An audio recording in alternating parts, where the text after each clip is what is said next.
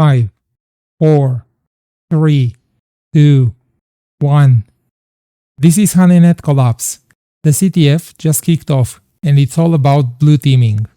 We've been brought in after the breach. Our job? Dig through compromised systems and uncover what really happened, be it hacking, malware, ransomware, or data breaches and exfiltration. Join me as we're solving the first challenge, initial access pot. We sell hundreds of Deceptipods to the world every month, but we don't even use them in our network. Test it well and schedule the demo. This is the task Emily Ross received from the company's CEO. As a new hired junior IT, Emily didn't know what to do, but decided to replicate a corporate WordPress blog, deploy it to the DMZ, expose it to the internet, and see what happens. What could possibly go wrong, right? We're given a couple of hints to guard our investigation. We'll see a WordPress blog, we have audit logs to go over, but it's been configured with non-standard rules. And the Deceptipod Emily deployed isn't properly configured. So I'm thinking leftover passwords, config files, maybe improper permissions, we'll see. WordPress has been mentioned, so we begin by looking at Apache logs. It has been used as the initial attack vector. The first bit looks okay. Oh, that's a lot of WP login hits. Looks like the attackers brute forced the user password combination.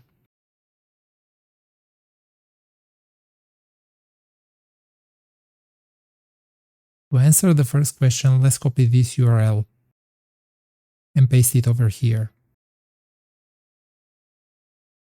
That was the correct answer. Moving on to the next question. What is the absolute path to the backdoor PHP file? To answer this, we need to go to the web server root folder.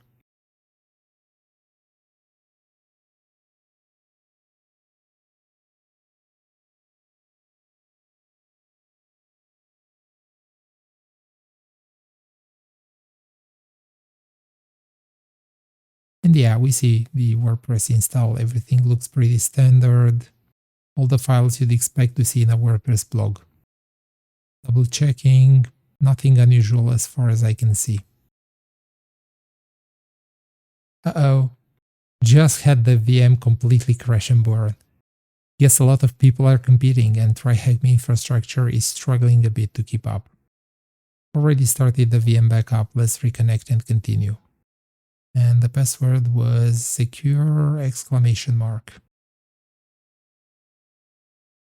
Going back to the WordPress folder,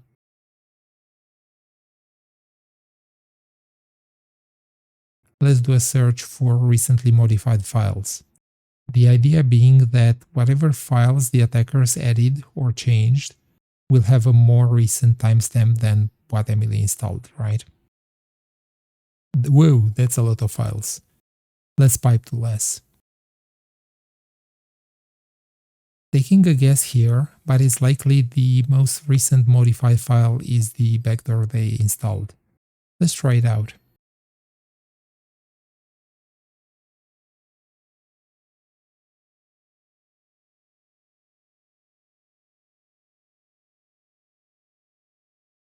Yeah, that was the correct answer. Next question. Which file path allowed the attacker to escalate to root? To answer this, I'm going to take a look at the audit logs and try to see which commands they executed on the system as they were, gaining access. So it looks like they ran ID to see the user they got access as. And then they're looking which folder they're in. Oh, now it becomes interesting. They are searching for SSH keys.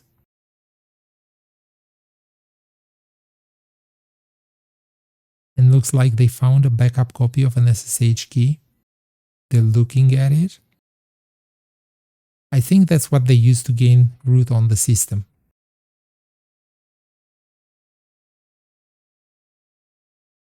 Yep, that was the answer.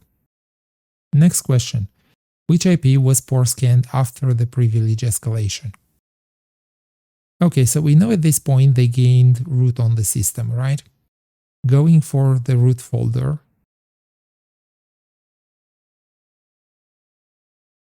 Let's take a look at the bash history and see the commands they ran. Keep in mind, some of these commands may have been ran by Emily prior to the attack as she installed stuff on the server. Yeah, we see her downloading and installing the septipot, and we see where the config file was. I wonder if it's still there. We should take a look at that. And here, near the bottom, we see the attackers downloaded some malware. Yep, 5841 archive looks very suspicious, but they removed everything from disk. We may have to undelete some files. We'll see if it comes to that, I hope not. But first, let's take a look at the Deceptipot folder.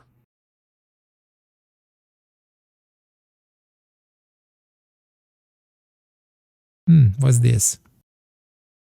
Looks like pretty simple install instructions.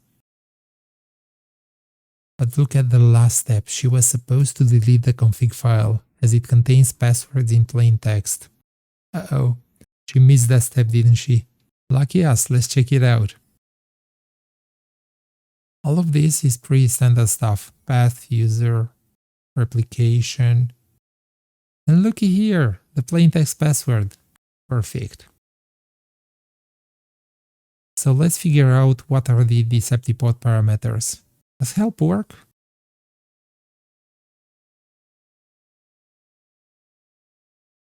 So -R and then the recovery key. Let's use that and the password we got from the config. And we got the flag. Copying it over here.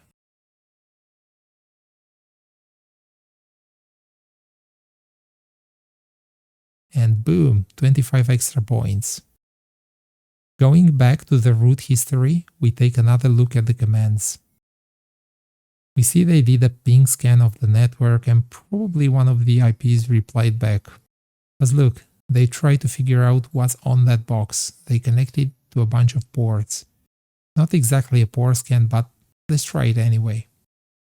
Does this IP work? Yes, it does. Excellent. Last question. What is the MD5 hash of the malware persisting on the host? Looking at the running processes, because it's persisting, right? Which one looks suspicious? What's this kworker thing? It's not a legit kernel process, because look, near the bottom, we see a bunch of legit ones. They have no path and no square brackets. Taking a look at it more closely, it's like a pretty big file. I'm going to MD5 this and see if it matches. And copy over the MD5 hash. Yep, that was it. We've completed the first challenge. If you've enjoyed this, please hit that like button. It really helps me. Thank you. And if you'd like to get notified whenever I post new videos like this one, make sure to hit that subscribe button. In any case, I will see you on the next one. Bye bye.